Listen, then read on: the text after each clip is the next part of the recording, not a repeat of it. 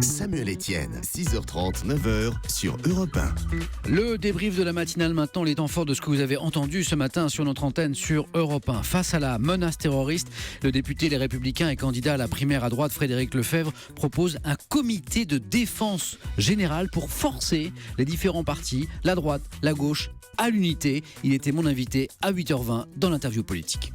Face au terrorisme, nous devons nous unir et je crois qu'il est indispensable dans la période qui arrive où malheureusement on sait que nous sommes en guerre, que la menace est là, que nous sommes à la veille d'élections. Je connais trop le monde politique qui va se déchirer artificiellement, pour ne pas dire qu'il est indispensable de créer un outil qui nous permette de nous retrouver et qui du coup obligera la droite, obligera la gauche. Je crois à la nécessité de faire face à ce danger aujourd'hui dans l'unité.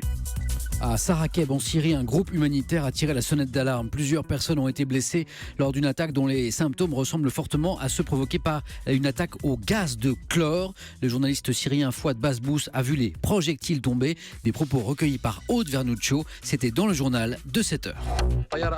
Ce sont des hélicoptères qui ont décollé de l'aéroport d'Alep.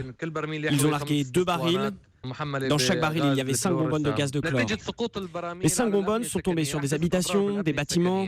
Le gaz s'est propagé dans toute la ville. Je suis allé à l'hôpital et j'ai vu 25 personnes malades.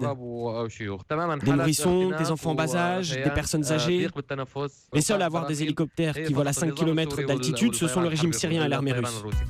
Nous revenons en France, écologie, santé publique. Aussi, on a peut-être trouvé une bonne alternative à la tondeuse à gazon, les moutons. Ils ont en tout cas été bien utiles dans un élevage à Dizimur en Isère, puisqu'ils ont éradiqué l'ambroisie, cette plante invasive et allergène qu'on trouve dans nos champs. Un reportage de Jean-Luc Bonjon, c'était dans le journal de 7h. Dans les années 2000, on a décidé d'acheter quelques moutons. Et bizarrement, au bout d'un an, on s'est rendu compte qu'on n'avait plus d'ambroisie. Dès qu'elle sortait de terre, eh bien, les moutons la mangeaient immédiatement. Bon, nos moutons n'étaient pas malades, on n'était pas du tout affectés par une quelconque allergie. Ça a démarré comme ça. C'est tout à fait le hasard. Voilà, alors on ne parle pas ici de solution miracle, mais sachant que c'est une plante qu'on ne combat qu'en l'arrachant, on a ici une vraie alternative écologique qui en plus permet de sauver 2 races de moutons en voie d'extinction. Et c'était le débrief de la matinale.